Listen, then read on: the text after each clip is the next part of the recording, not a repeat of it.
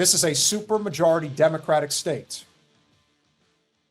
And I know some people are happy about who's running for governor right now. Some people are getting really excited about Tom Steyer, thinking that he's going to be the one to make a difference. Well, let's start with the people that are running for governor right now and what their opinion on Israel actually is. A word that I use. We don't know what happened there. There should be an investigation. I do not believe that Israel's actions in the Middle East is a genocide. No. I'm not sure I'm qualified to define it, but what has happened to the Palestinian people, I think, has gone way too far. I think what the Netanyahu government has done in Israel cannot be classified as within international norms. Benjamin Netanyahu's government has been pushing very aggressively against the idea of a two-state solution. We need to focus on what it will take to save lives there, and we've spent a lot of time fighting over the meaning of a word. I've said it before, I will say it again, and I am not going to mince words. The Democratic establishment is much more dangerous than the Republican establishment because they will do the exact same thing that the GOP is doing now through Trump, through Netanyahu, but they will do it with much more rosy, considerate language to make you think that they actually care, when in reality, they don't give a damn. And that is exactly what they're saying here. It's really unfortunate what's going on, but what are we supposed to do about it? Not support them.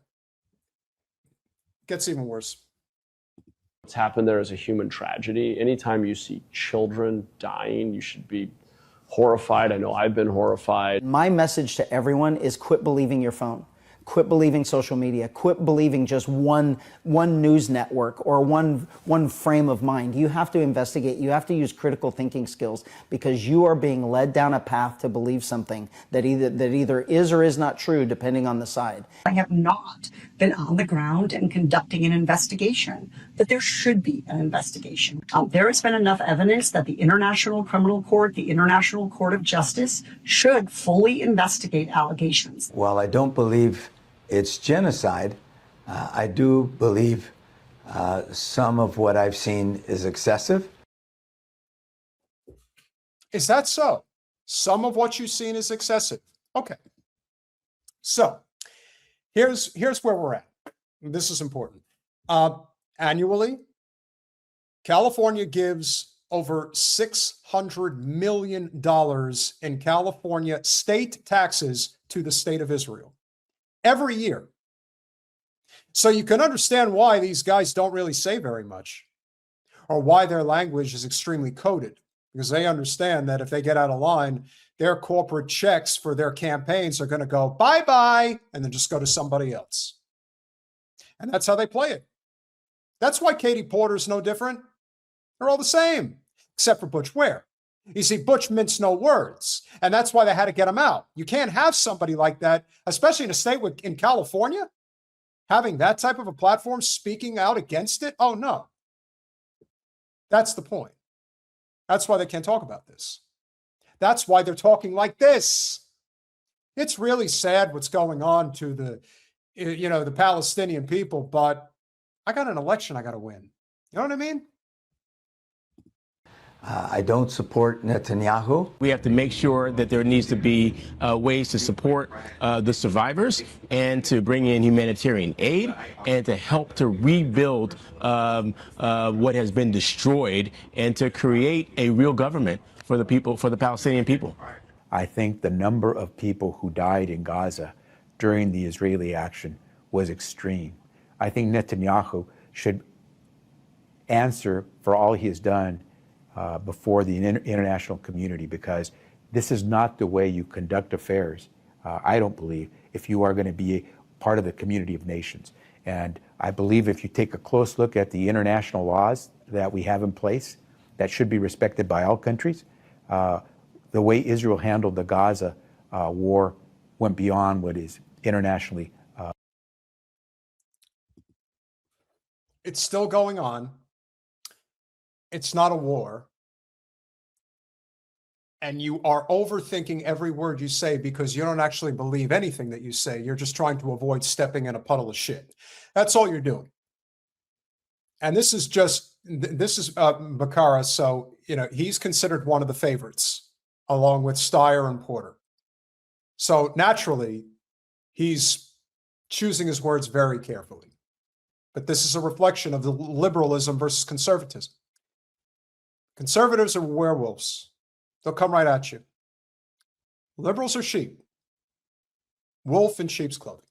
They always have been, they always will be. They just say it in a much more gentle, sentimental tone.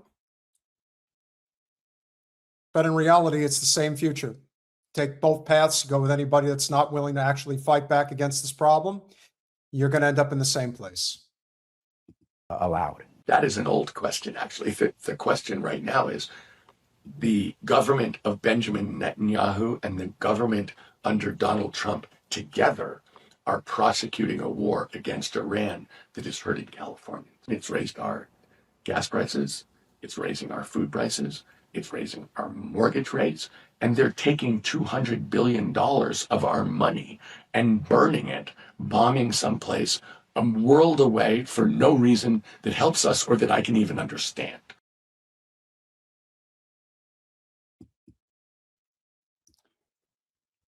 You have no options, do you, in California?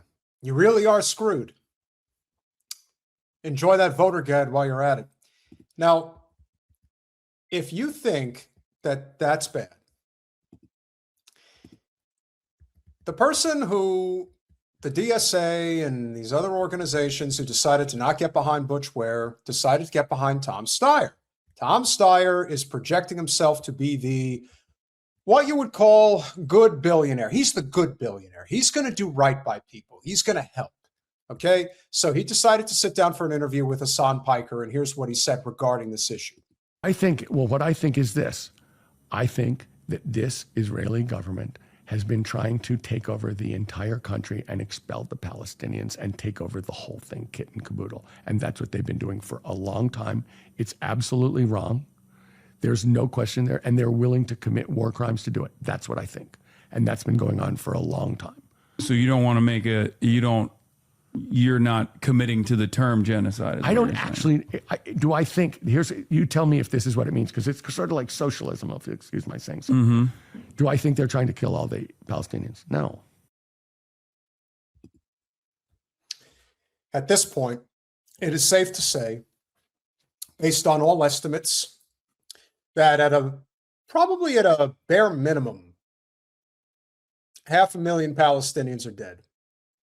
As many as 750,000 are dead. And again, I could be undercounting it. Who's to say I'm not?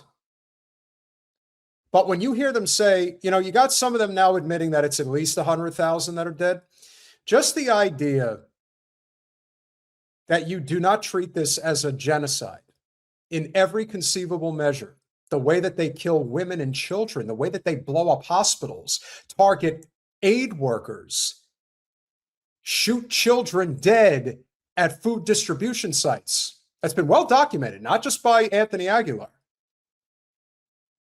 But this is a prime example of my ego and my politics are too important to be human. I want to have power. I want to have influence. I want to run for president of the United States one day. And if that means that a whole bunch of kids have to die that are in the middle of the, Middle Earth, if you will, West Asia, is what it is. Thoughts and prayers.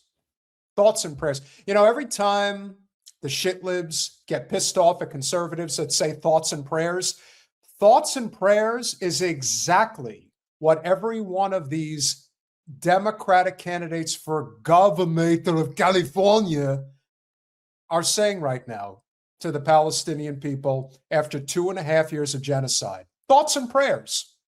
Hang in there, guys. Pray for a better existence. No, I think they're trying. I don't. I think they're trying to expel the Palestinians from the country that they're trying to have would be a one genocide. state. That would be genocidal intent. I don't know what that is, but that's what they're trying to do. That is a genocidal intent. They're clearly trying to take over the West Bank. They're clearly trying to take over Gaza. They're willing to, go to extreme, merciless lengths in order to do that.